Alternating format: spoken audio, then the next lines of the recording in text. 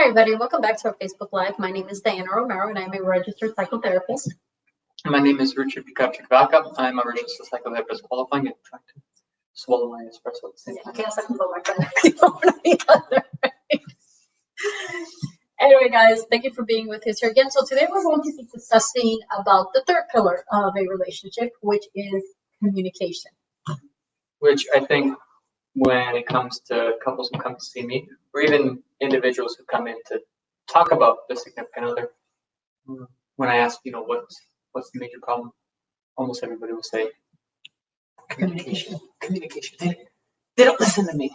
I feel like I'm talking to a wall, right?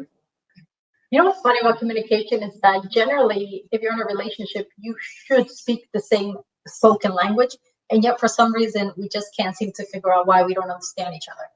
And my thoughts in regards to emotion and logic, right? We won't get into it here. Nonetheless, I think sometimes what happens with communication is that it gets too filled with emotion, which makes it hard sometimes for the other person to understand, simply because while we all understand, for example, happiness, but the realm of it is different for each and every one of us.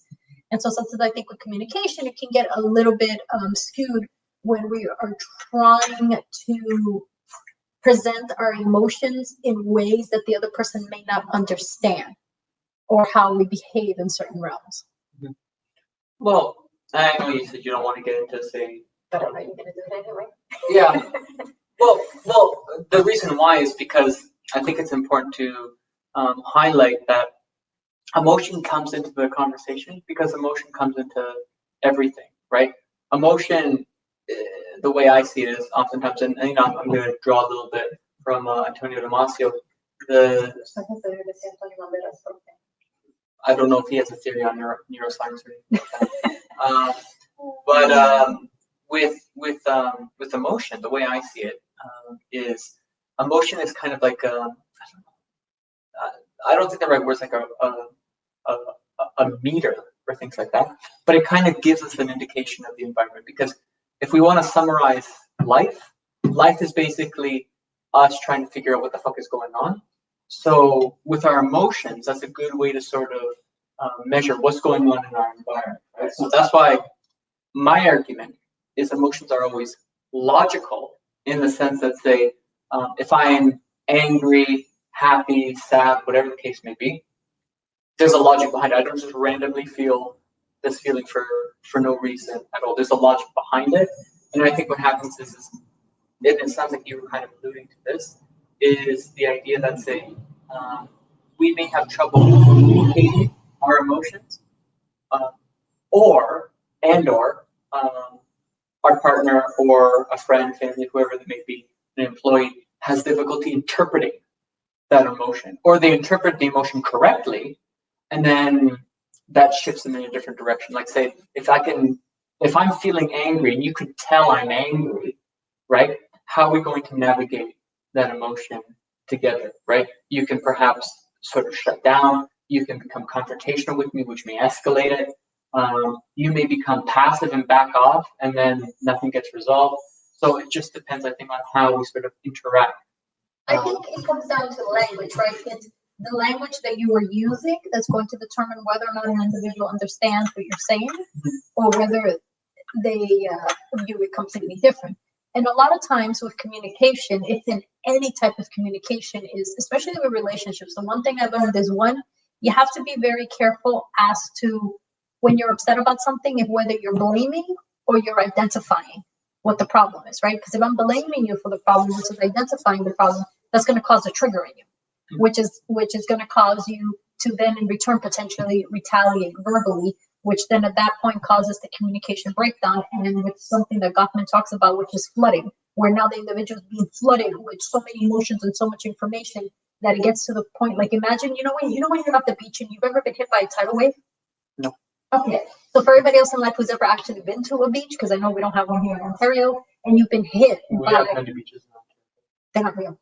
They're lakes, okay? It's just a beach is actually that's connected to like an actual body of water, like an ocean, right? So if you've ever been to the ocean and have you ever been hit by a tidal wave, it comes in literally like a flood, and you don't have really much time to think because it just hits you right in the face. The only thing you're thinking is, oh my God, I have to survive. I got to get out of this water and I have to breathe, right? That can happen a lot in communication when two people go at it and the communication starts to get missed, and now it just becomes a flooding. It's just all in one. And you've ever been in an argument where it gets to the point now you're arguing all sorts about stupid shit, nothing that actually has to do with anything, and then you're like, wait, how did I get here? Okay, yeah. So we've all been to that, right?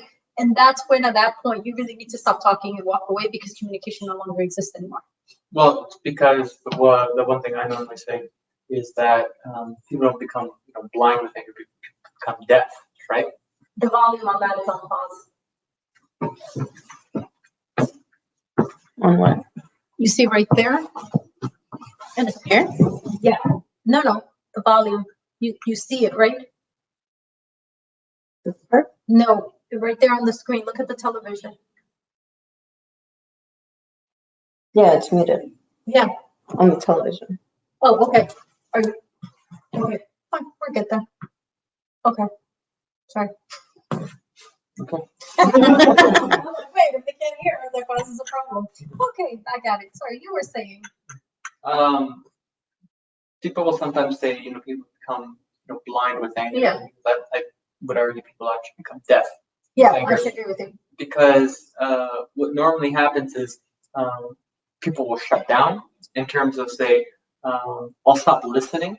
And like when I say I mean people in general. Yeah. Will stop listening and say, think about their brilliant comeback, right? Or just try to find something else to sort of, I don't want to necessarily say intentionally derail the conversation, but say, if you're talking to somebody about like say, well, one of our favorite examples is like say the dishes, right? Well, you never do the dishes. Yeah, well, you never take the garbage out, right? We weren't talking about the garbage, but okay. So then and it kind of it derails. And then we're saying what it's blaming. Yeah, but and what that does is, as you were saying before, is people will tend to argue, and then they'll argue about something that had nothing to do with what the initial confrontation was, and people won't even remember, well, why did we even start arguing? This had to do something to do with say dishes, for instance, and now we're talking about I don't know, Israeli-Palestinian relationships or something like that, right? It's kind of like it's got nothing to do with the topic, right? But somehow we've derailed.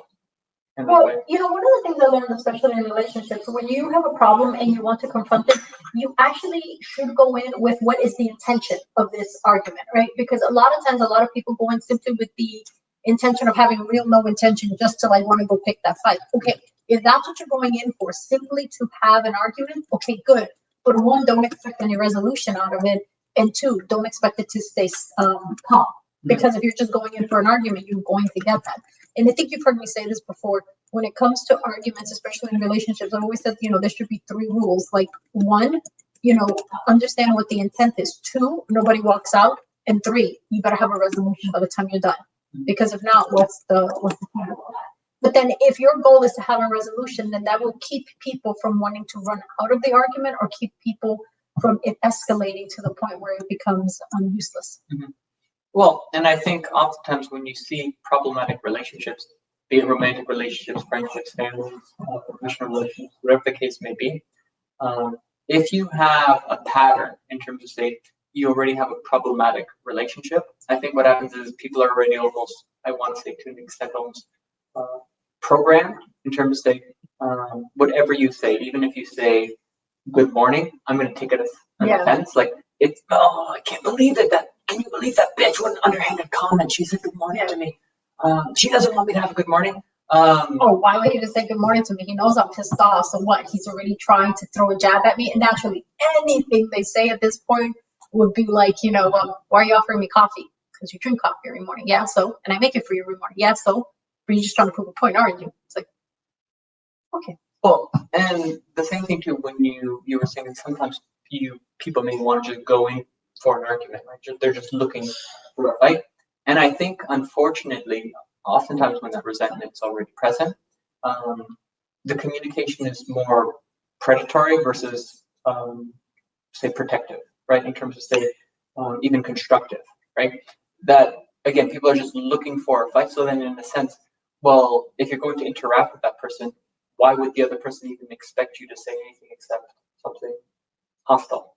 No, and I am, and 100% I agree with you, because when you look at especially arguments, look, I'm not against anybody saying, I'm really upset right now and I have to tell you how I feel. So just, hear me out, right?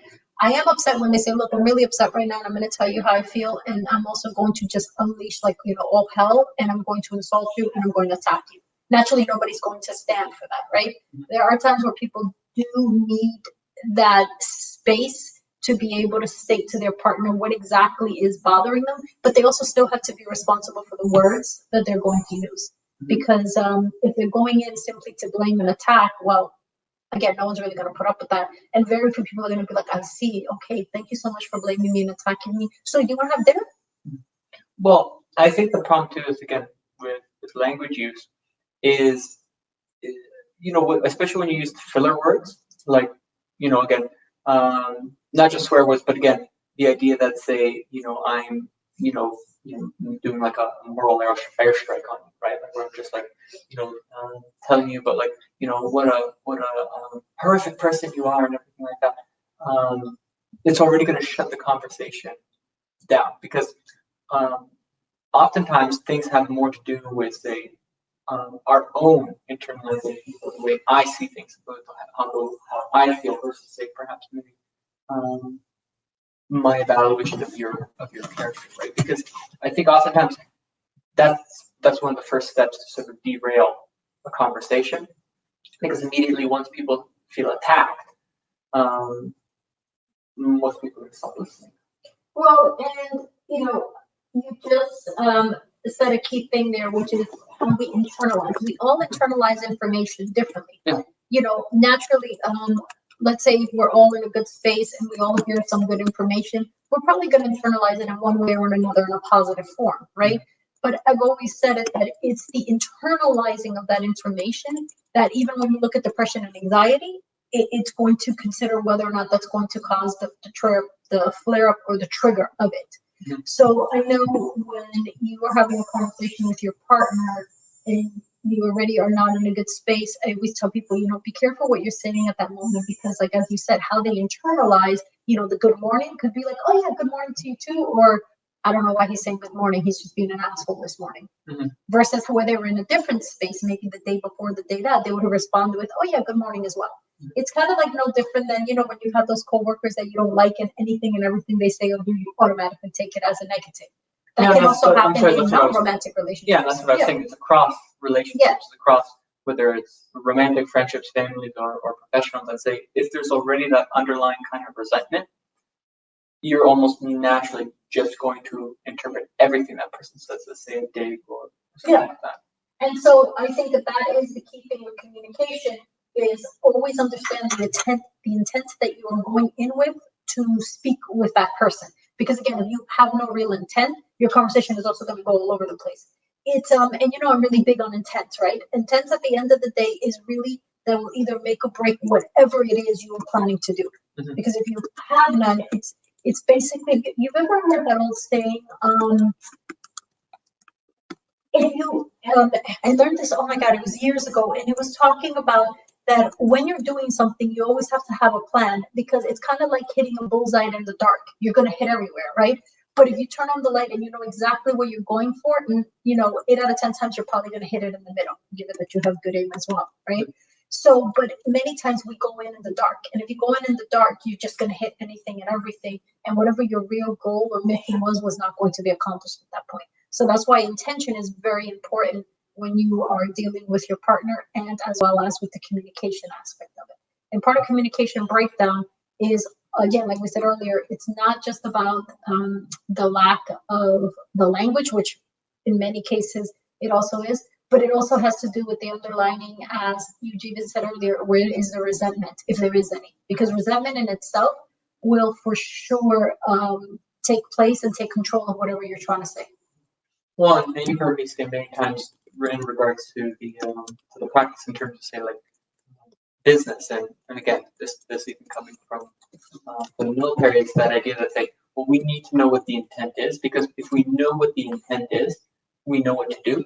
And what I mean by that is say the situation often dictates, right? So we have a plan, we have something that we want to accomplish, but then there's a hitch along the way. But if we know what the intent is, we don't forget why we're there, right? And I think that kind of comes back to that idea that say, when conversations become derailed, right? It's because say we've lost the intent of the conversation, right? If the intent of the conversation was to address this specific incident, right? And then now all of a sudden we're trailing off into the woods. We lost the intent, right? Now we have no intent. Now we have absolutely no direction in terms of this conversation. And yeah, we kind of just, now we're going all over the place, because at the end of the day, what's the point of this conversation? None. It's just to have an argument. Yeah, and so this is why I always tell people in couples counseling, if let's say you start talking about, let's say you're arguing about the dishes, but again, it's really not the dishes, is you feel unhelped, and the individual brings something else. I always tell the person, what you need to do is say, listen, Richard, I hear what you're saying right now about the garbage, but we're actually not talking about the garbage. We're talking about me at the moment where I feel unhelped. So if you want to talk about the garbage in a second, we can, but I prefer we stick to what I'm talking about now, which is my feelings and where I'm at. So that way we can, deal with situations one by one. I always tell them, bring it back. Because if you go, you know what the hell is the garbage? Has anything to do with this? Oh, it has everything to do with it. And then you get back and forth. I remember hearing the speaker once say, the problem with arguments is that this is what happens. Two people end up in an argument. They end up arguing about dishes. Then somehow it goes into the garbage.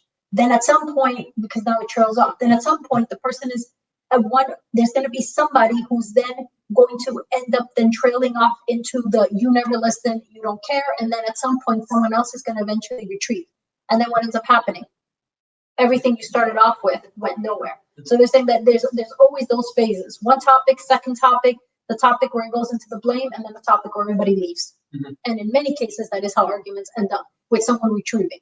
And if you ever talked about that with at all with any couple, they can always tell you, oh yeah, one of us does end up actually retreating. They always are able to identify that those arguments will end in that manner. So that's why it's important to understand the intent, because if you say, look, my intent was to try to solve, again, we're going to go to a very minuscule thing that you shouldn't be arguing about, because that has nothing to do with anything, but let's just say your argument is the garbage.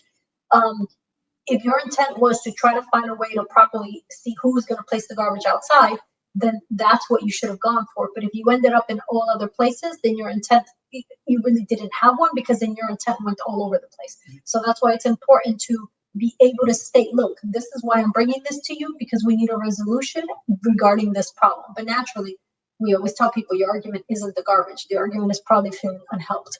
And so it's about identifying those core beliefs. So then how do you feel helped? How do you need that help? And that's where the wants and needs come out. And this is where in communication, it's important to be able to say to your partner what your wants and needs are. Because without those, then again, what is your intent if you have no clue what you want or need? Well, and that's why lots of times with couples, or again with individuals, because communication goes across all dynamics, right? And all interaction that we have with other people. We are social creatures, right? But so just even in the terms of just looking at, say, romantic interactions, with a lot of my clients, I like to sort of fall on the desk model, right? I really like that model. I know a lot of my clients like it. The way I kind of utilize it is maybe a little bit different, but basically I like the idea of, again, you're describing the event, you're describing whatever it is whatever your intent is, right?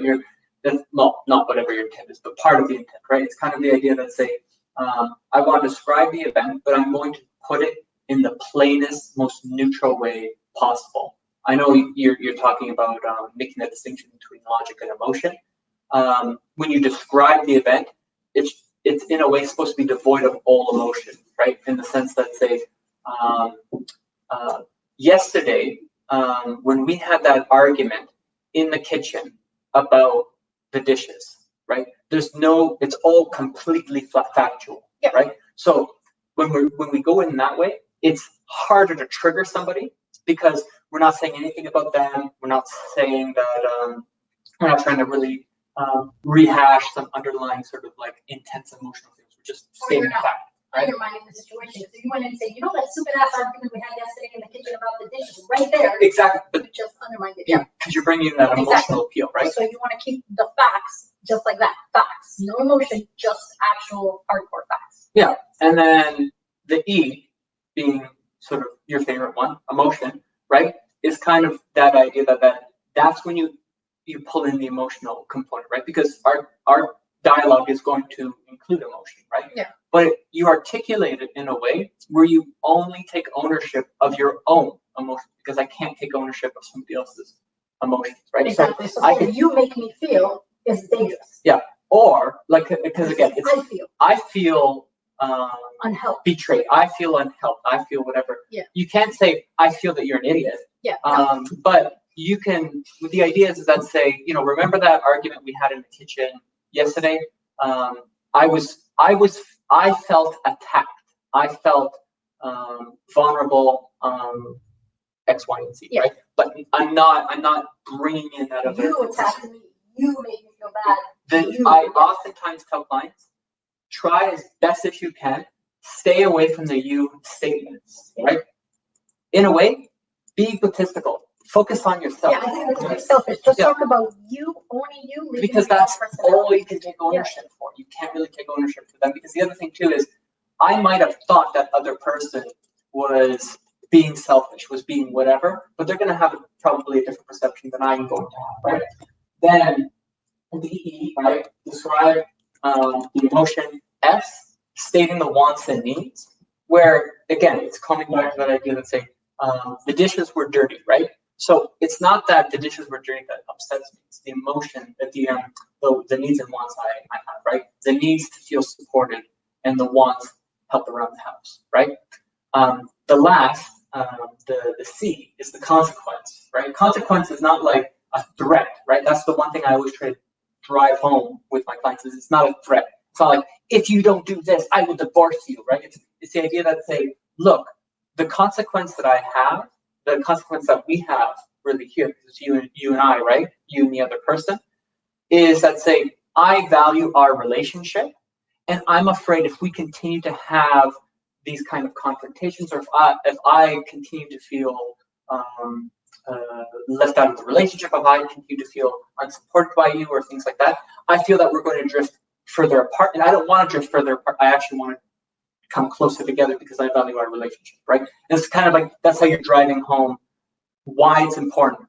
And again, coming back to why it's important for us to have this discussion, because my intent is not to grow further away from you, but to grow closer with you, right? And I think, and that's what I said earlier, it's identifying the needs and wants, right? Because if you can identify your needs and wants, and when you that's where the S comes in. Yes. The needs and wants. And that's the thing. And I think that's where a lot of people get caught because they don't realize what their needs and wants are, or they don't have the language or too afraid to state them, right?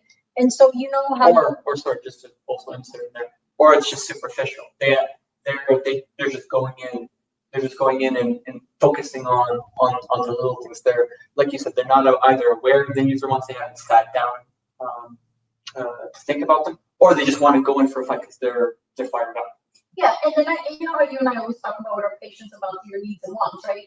Your needs and wants are important because you have to be able to be very explicit as to what those are. So and I think we'll play it for the audience, the cupcake game, right? Which is, I think every time you play with your patients, it makes sense to them, right? So Richard, you're going downtown to Toronto, right?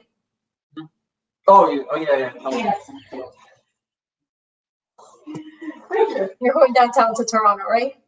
Back before COVID, yes. Yes, and you're gonna go to Prairie Girl, which is now closed because of COVID, to get cupcakes in general. I told the difference. Yes. So, can you bring me back a cupcake? Yes. Okay. Now Richard brings me back a cupcake, and instead he brings me back a chocolate cupcake. And my response is, Richard, I don't like chocolate cupcakes. Why would you bring me this back? Whose fault was that? Yours or mine? I oftentimes find a lot of astute couples will say it's actually both people's faults. Yeah.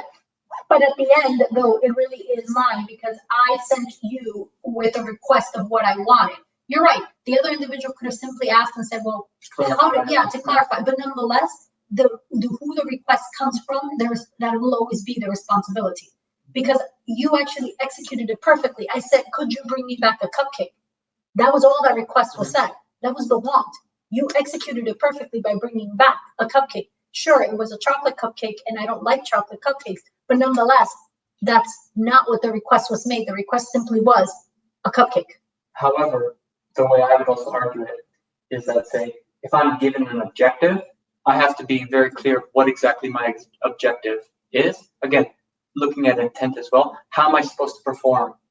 You're right, Yes. but at the end of the day, I can't get upset with you for that because the request came from me and I'm only the owner. No, of it. that I understand. Right? I'm just saying there's I would say there Yeah. is a need on both ends. And then now if you play the second game, which is I tell you, please bring me back a red velvet cupcake and you bring me back a chocolate cupcake, well, that's on you now because I told you what I wanted and I told you exactly how I needed it and the way you executed it was incorrect. So this is why when we talk about couples and we talk about wants and needs, it's important for an individual to identify. And you always know my favorite. If you tell me, Dayana, make me happy, and I bring you a pencil, because in my mind, pencils make people happy, that should be enough to satisfy your request. And if it isn't, then you fail to tell me how is it you needed that happiness.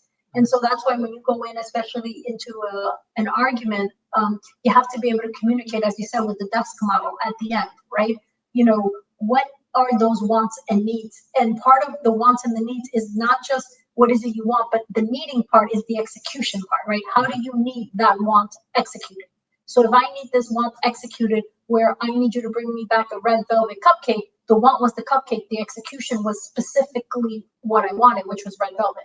And that happens in real life when we are having conversations. Naturally, they don't get resolved with cupcakes. But if I tell you, I want to spend more time with you, then I need to also be verbal as to what for me time means. Does that mean I want to take walks with you? Does that mean I need you to talk to me? Does that mean I want you to sit down and watch a movie with me? Like, what does that mean? Because literally sitting next to me and not saying a single word is spending time together. But that doesn't mean that fulfills my need. And that's why it's important to be very verbal, because it's no different than when people apply for jobs, and they're very verbal to their boss about why they want to raise, how much they need it for, and blah, blah, blah, blah. And I always tell people, if you're verbal enough at work to ask for these things, you have to be verbal enough in your relationships to let them know what the wants and needs are. Because without it, again, the person is then hitting bullseyes in the dark.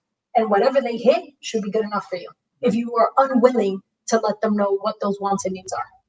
No, because you're going in blind, right? Yeah. Going in with, again, any understanding of how to sort of navigate this interaction, to navigate even this relationship. Right? And that's why the communication aspect there is highly important. But what I've realized is that when it comes to wants and needs, many people are unable to say them because they feel selfish. They feel like, well, I don't want to put that on my partner, or I don't want this and I don't want that. But then on that same end, they also are frustrated because they feel like they are not being met where their needs or their wants are. So it's like a twofold, right? They don't want to bother the person, but then they're resentful all the time because of what they're not getting. Or the fact that their partner doesn't understand their needs and wants is evidence that the partner obviously doesn't care about them or doesn't love them, because they can't read their mind. And they should know by now, even though I never told them, they should know by now. Oh, I love that statement. Yeah. Well, we've been together for X number of years, so they should know. Mm-hmm. It's like, I didn't realize X number of years grants you ESP, but help, Mm-hmm. Maybe I missed that one in school. But I think you're completely correct, right? We can't assume that the person knows. And even if, let's say, they do know, and for some reason they didn't execute it the way you needed it, you should then be verbal enough to be able to find out, hey, what happened there? And then want to help them, understand for the next time why it can't occur that way. But again, language. Well, the beautiful phrase that I always fall back on, right? Assumptions are like farting and finding out you shit your pants, right? Yeah, we're never going to write that out loud. Yeah, we'll see. Again, that's how I see it, right? That's where the clarification comes into play, right? Because you want to make sure you know exactly what's going on, right? One thing that I oftentimes talk about with couples is sometimes I'll show them the desk model. Actually, I'll pretty much always show the desk model. And sometimes people will say, like, damn, Richard, you know what? There's a lot of steps. It's actually, desk is a short word, but anyway. It just seems like, sometimes, we're under a lot of stress or something like that. And, I don't think a model like this would work in high stress, or I don't think say this much talking would help in a high stress environment, because we gotta talk quick. We gotta there's a million things going on, and even let's say when I've spoken to people in like say work environments, right, where they say like, well, I've got the client on the phone, or I'm talking to my boss, and I can't start clarifying things and whatnot with them. Like, we just got to make the decisions fast, right? And what I tell them is I say, well, I remember from the military when we did like say working with radios, or again, if you want to take one of the, I would say one of the probably most stressful jobs, air traffic control, right? That's all about clarification, but it's all about communication, but it's all about clarification, right? Yeah. Where, again, you call in your call sign, right? So Echo 22 Bravo, that was our call sign, right? You're calling in for a fire mission or something like that, right? You're talking specifically to that other call sign. You're saying, okay, this is me. I'm talking to you. Say specifically, this is what I need, right? Okay, basically, Richard, I'm hearing you. I'm hearing this is what you need, right? Yes, I need this and I need this. Okay, I just want to confirm you need this and you want it here, right? Yes, I want this and I want it here. Okay, roger that. I understand. See, right? Because again, making an assumption where, I think he said a 3. Maybe he meant a 5, but I'm going to go with 3. And I actually meant 6. And then the artillery falls in the wrong place. Yeah. So, again, I think in a lot of, especially like romantic relationships, that's not what we're talking. We're not talking about like say, an airstrike or anything like that.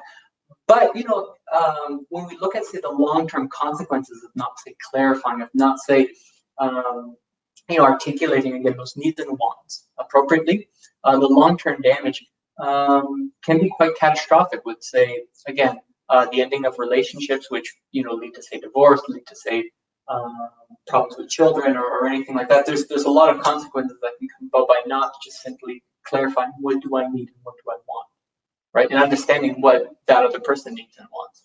You know what? And I think, the Dutch model is an amazing model because of that, because it is able really to help you break down, that whole art of communication, because communication really is an art at the end of the day. Mm-hmm. And as an example, recently I was reading something where someone asked a question and said, when it comes to people first getting to know each other in a relationship, what is the most important thing they need to discuss? And a friend of mine actually pointed out and said, there is not one thing. What you both need to decide is what are your priorities, that are important to you. And then from there, you have to figure out, for example, if religion is a priority to you and a religion is a priority to your partner, then you have to be able to identify in the scale. But what does that mean from a 1 to 10? Is a religion a 5 for you and is religion a 10 for them?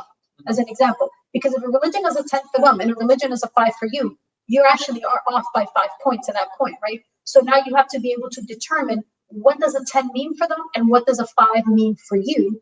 And so, for example, when certain religious holidays come around, how do you handle those? How does this person handle them? Or when certain religious activities are being formed or created, what will that look like in a family for you guys? And I found that to be actually quite interesting, because while I think that's something I've always known, I've never actually verbalized that in that way to a patient, is understanding the priorities and where they fall for each other. And so if you're able to actually make the list and you're able to write out those priorities and then realize where everybody falls in that, it also makes it easier for later on to be like, well, you see, you never give a shit about going, to our parents' house. And it's like, but wait, the family for you might be important, but it might be important at a 3, and for them it's at a 5. So that might explain why you don't want to go see your parents every day or every other day, because it's at a 3 for you, versus this person might want to go see them once a week. And at a 3, that might be once every 2 weeks for you versus every week.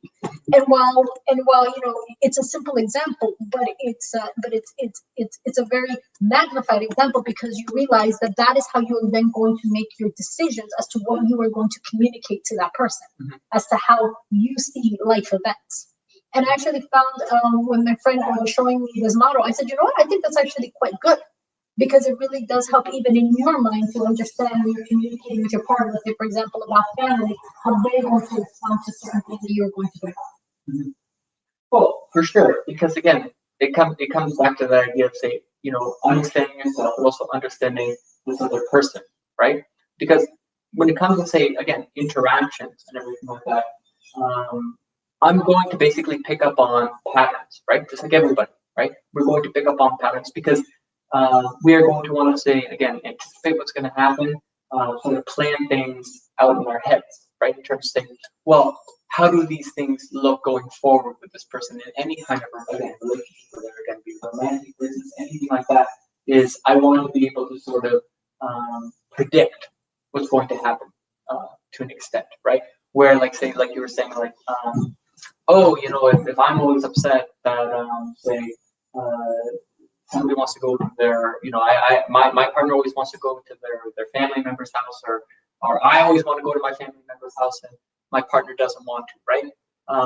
How that's going to create conflict. So I need to be able to expect that, say, if I'm going to be in a relationship with this person, say, I'm going to have to invest a lot of time in spending time with their family because that's what they're going to need and want from me. But if family is not a priority to you, that's actually going to end up being a burden for you. But that's what I'm saying. Yeah. That's why if you're going into a relationship, you need to understand that if I'm in this relationship, I need to know that I'm going to have to invest a lot of time. And if you can't, then you have to be honest. Exactly.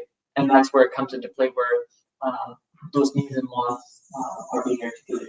Right? Yeah, and then this is where you find a lot of people, and that's where personality comes in, right? And that's why communication is very important to understand people's personalities, because if you realize on your list that's like a 3, and for them that's an 8, even if you tell yourself, okay, I'm going to try my best to be invested, the odds are if that never goes higher on your list, no matter how hard you try, you're never going to get there. Mm-hmm. Because it's always going to be at the back of your mind, versus for them, this will always be at the forefront of their mind. Mm-hmm. So if those two never line up, you will struggle with that.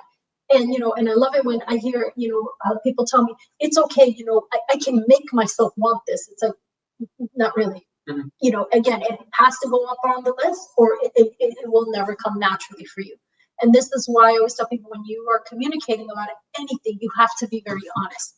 Because I love it when I have these couples that come in and they say, look, I'm going to tell you something that I've never told my partner, and every time we talk about it, I lie to them about it. It's like, okay, like, I really hate going to her mother's house, but, when we're there, I pretend. It's like, okay, well, that causes issues. And that's why it's important in communication that you're very honest, one, about your intentions, but then 2, as well as how you're going to go about these things in the relationship. Well, in that honesty, sometimes, I'll have people where it's kind of like, well, I was honest with them, right? But, there comes that, were you honest? Were you brutally honest with them? It's about how do you deliver that honesty that also plays a big factor. Well, you've heard me say this one. People say I'm going to be brutally honest. No, you're actually looking to be more brutal than honest. Yeah, I remember you had read that from. Because that's exactly it, right? Because sometimes what I'll have is that, say, I'll have somebody say, like, yeah, you know what? I don't understand. I was just being honest with them. I just told them, like, look, I don't want to spend all this time at your family's house, right? And then the partner checks in. Yeah, but you said that you don't care about them, and it's like you left out all of these other components that say, how did I articulate? Did I articulate that in a way that, say, now I'm confused. I was honest with my partner. Yeah. Why am I confused? They're upset. Well, yeah, they're upset because you made it as an insult, really, not as I don't want to do this. I don't want to do this because your family sucks, right? No, you're asking basically for an argument. Yeah, and so I think when you talk about communication and relationship, 1, you have to be able to articulate, and again, using the DES model, what is it you want, the need, but you have to be careful with insults and blames, right? Mm-hmm. 2, you need to be honest in what the communication that you're saying, because a lot of times people will hold back because they're afraid, well, I don't want to hurt my partner. Even though they're not purposely trying to be hurtful, they're not saying anything insulting, but they're afraid that by saying something, their partner will get upset with them or whatever. And I've always said that if you don't feel like you have a safe space to talk with them anywhere throughout the house, then that's quite dangerous. You should be able to tell them, look, when we go to your mother's house, I don't like being there all day because I feel like there's other things that I would like to do. So can we please find a way where we can spend some time there, and then I can also spend some time on my activities versus I hate being at your mother's house all goddamn day. You know, that's pretty bad. And then which I'm sorry, going back to that, but notice, you know, you said like, I don't want to be at your mother's house all day because I want to do some other activities versus I don't want to be at your goddamn mother's house all day. You basically said the same thing. Yeah. Right? It's just, it's that delivery, because right? you're identifying a problem, which is I don't want to be at your mother's house all day. 2, you're also identifying that it's important to them though. But then 3, you're trying to find a solution, right? And that's where the communication has to be brought even more is the solution. But then the third thing I see a lot in relationships where I think is dangerous is then when it turns into gaslighting, right? I find gaslighting to be, and it's become more, it's been given a name now as it's occurred more. But I've always said, if you're in a relationship where there's constant gaslighting going on, you need to get out because it's not good at all. But if you are part of that relationship and you're the one doing the gaslighting, you really need to examine yourself as to what you're doing. Because gaslighting is not only a dangerous behavior, but it also speaks volumes about your character and your personality. And the whole point of gaslighting, if you ever look at it, is an individual's unwillingness to take responsibility for whatever happened there, and they're constantly blaming the other person. No, I'm sorry. Now, I've also had people ask me what gaslighting is, and I've heard different definitions of it. Could you tell the audience? So gaslighting basically is, for example, if you were to say, we're having a normal conversation, right? And you were to say, you know, Dayana, it really upset me that day when you arrived at the office late. No, I didn't arrive at the office late. What makes you say I was late? Well, because, you know, you're supposed to be here at 8 and you showed up at 8:20. Well, no, Richard, I wasn't late. And if I was late, it was because something important happened before that. Why didn't you ask me first? So 1, I'm unable to identify what happened. And 2, I'm blaming you for it. Another form of gaslighting is that's not what happened at all. You probably had the wrong time. So I'm lying. Again, I'm not identifying and I'm pushing it back on you. At the same time, also gaslighting causes people to believe things that didn't occur either. Well, what do you mean that day? Are you sure it was that day? Are you sure that was Wednesday and not Thursday? Maybe you have your time frames mixed up.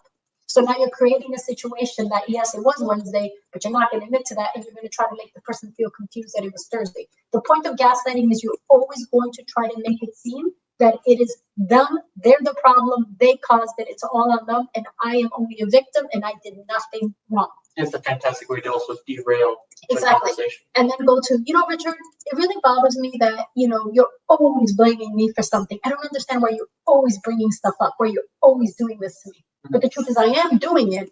Again, and that's what gaslighting is to the core, is something that you are doing, but you are unwilling to take responsibility for it. So you are pushing it back on the other person and making it seem like it's all them. And, you know, and there's many different ways you can gaslight a person, but to the core, that is what it is.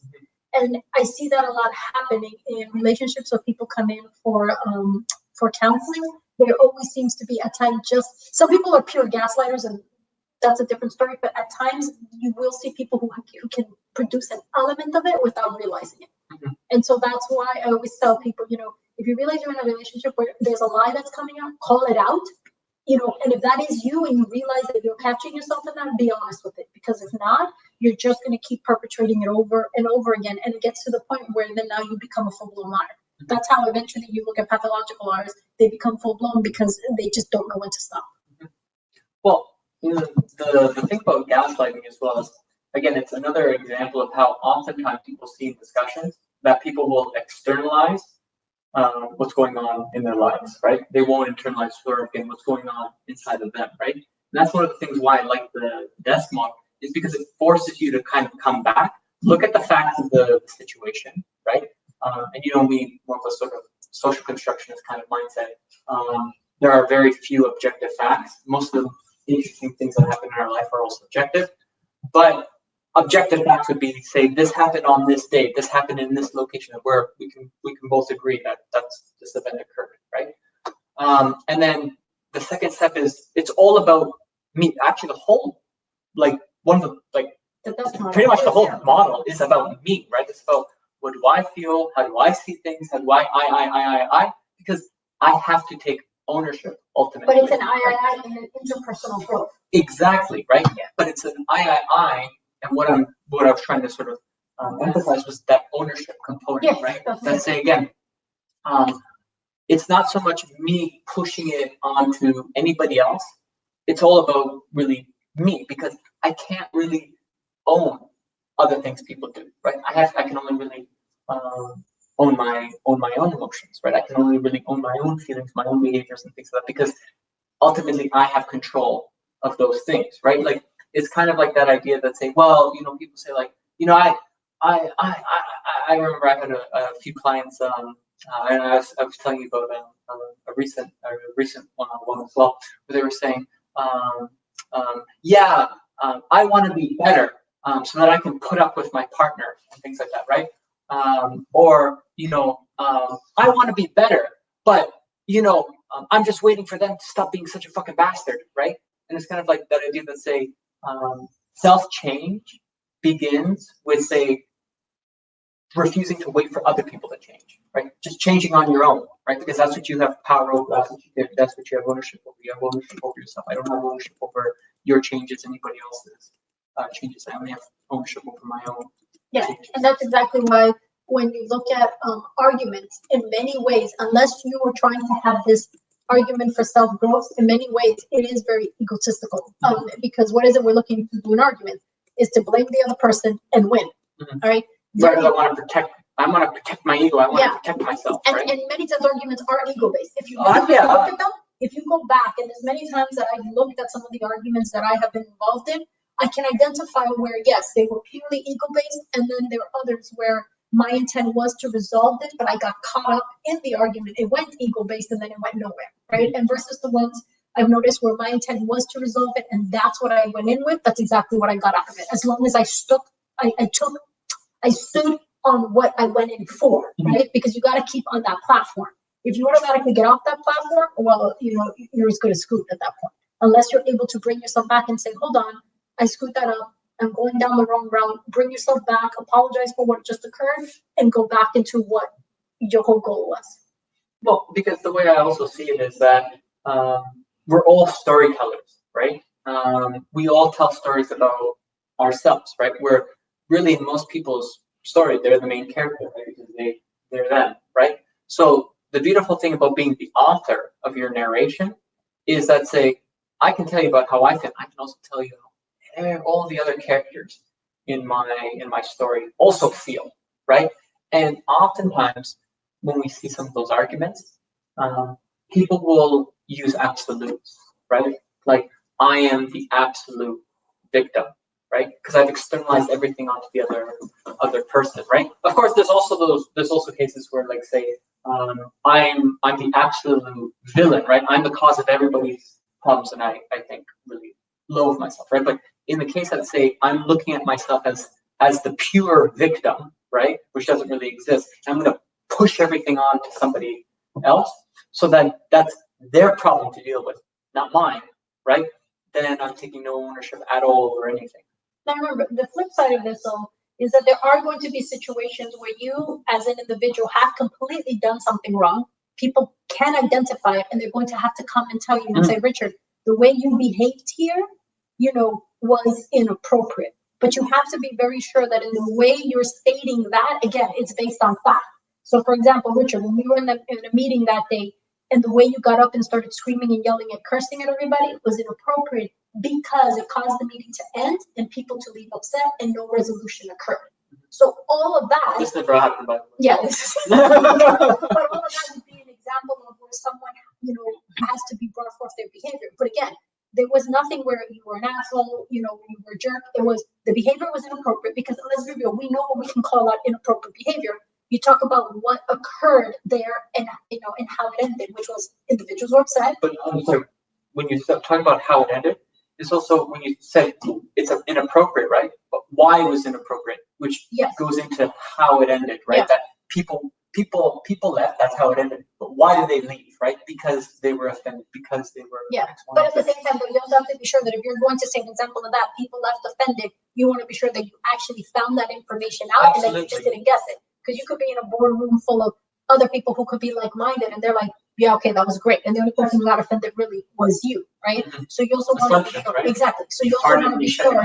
Yes, because I remember once being in a situation where it was in an emergency situation, and the individual came and told me, those individuals left upset because of the way you handled it. I said, oh, that's interesting because those individuals just came in my office 5 minutes ago to thank me for that and asked me to help them set up an emergency situation. I said, so were they upset or was it you? Because you didn't get to run the scenario. Yeah.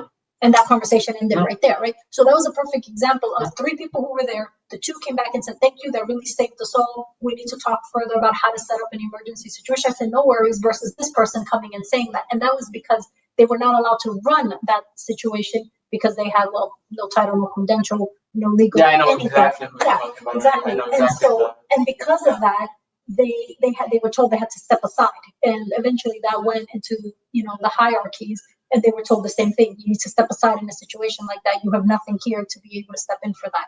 So, which I'm also sorry.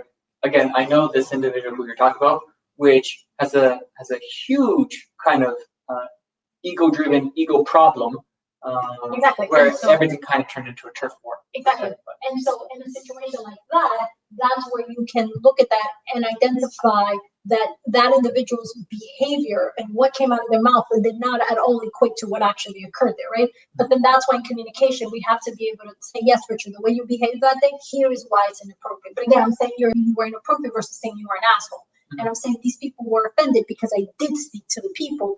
And I have to be able to bring you facts, which was when you screamed and yelled and called everyone names, that was unacceptable, right? So you want to be able to, when you were correcting behaviors, talk about the behaviors instead of saying, you know what, you really pissed me off, because that goes nowhere. And then again, and the other flip side of that communication is when you talk about the I. You know, I felt this and I felt that, but you also have to be careful with saying you made me feel, right? Because now you're talking about you and me. And I always tell people, no one can actually make you feel anything. That's up to you to internalize how you want to take that. If they made you feel embarrassed, no, they didn't make you feel embarrassed. You felt embarrassed because you allowed that their emotion to create that. Yeah. So that's what we have to be really honest with that. So that's why, like I said before, I always really encourage my clients, focus on the I, not the yous. I, me, things like that. I felt embarrassed versus you made me feel embarrassed. Exactly. Right. Yeah. And I think also going back to, again, because conversation is 2 ways, right? Let's say if you're the person receiving that from somebody, right? Like you behaved inappropriately, right? This is right, the who, what, where's, and wants, right? It's also that idea that I think we all have to recognize that, say, I really hate a lot of memes where it's kind of like, you're perfect just the way you are. No, if you try to take the perspective that I am purely flawed, I feel that you can take also onto the perspective that say, I am purely flawed, I'm not broken, but I'm flawed. I always have room for improvement. I can always be better tomorrow than I was today. That say, I should welcome any kind of criticism. And when I say criticism, I mean constructive criticism. I don't mean like, you should welcome criticism like, you know what, Richard, you are a complete fucking asshole. Thank you for that criticism, right? No, I mean actually constructive criticism where like say, you know, Richard, I've noticed that you're not very patient with the staff or with this particular staff or things like that. Yeah. I've noticed that say, you're an idiot with technology, which is a true statement. Things like that where it's kind of like, okay, so instead of me saying, well, you know what, fuck you, you don't take the garbage out, you know, it's kind of like, well, what does the garbage have? What does your potential fault have to do with me correcting maybe my own, becoming a better person a better version of myself in the future? Yeah, exactly. And that's why I think it is important when we sum it down now to all of communication is, again, you know, understand what the problem is, understand what your intent is, and then understand what the resolution is. And when you communicate with anybody, especially with your romantic partner, because you got to see them, live with them, or whatever the hell with them, you want to be able to have those 3 in place. But if you even put that into business, it makes it easier for you when you're going into these negotiations. Because again, always see it as a negotiation, right? If you go in, you know, with understanding, you know, the problem, the intent, and the resolution, you'll come out with much better. Again, what did we say about Nash, you know, in his equilibrium theory, right? If you go in taking the other person's side into account and yours together, you will have a better negotiation versus than only seeing yours or only seeing theirs. Life is social psychology, right? How do we think about, influence, and relate to other people, right? Yeah, exactly. And so I think if you can work those three into any form of communication, you will do a lot better with your romantic partner, and you should have better communication lines than the constant breakdowns that we constantly occur. And then you'll have to see us, which is what we're here for. That's a good way to finish off the episode today. And why don't you tell the audience about the exciting final episode of our pillars? Yeah, so we're going to talk about sex next. No, my friend, it's not about the Kama Sutra or any tips and tricks. Sorry, we can recommend you somewhere to go with that. But we're going to be talking about why sex is important in a relationship. And if you are not having sex, we need to really look deep into what is causing that barrier between your partner and yourself. Because as we know, sex is a bonding experience. And if you're not bonding in that form, then we need to figure out why.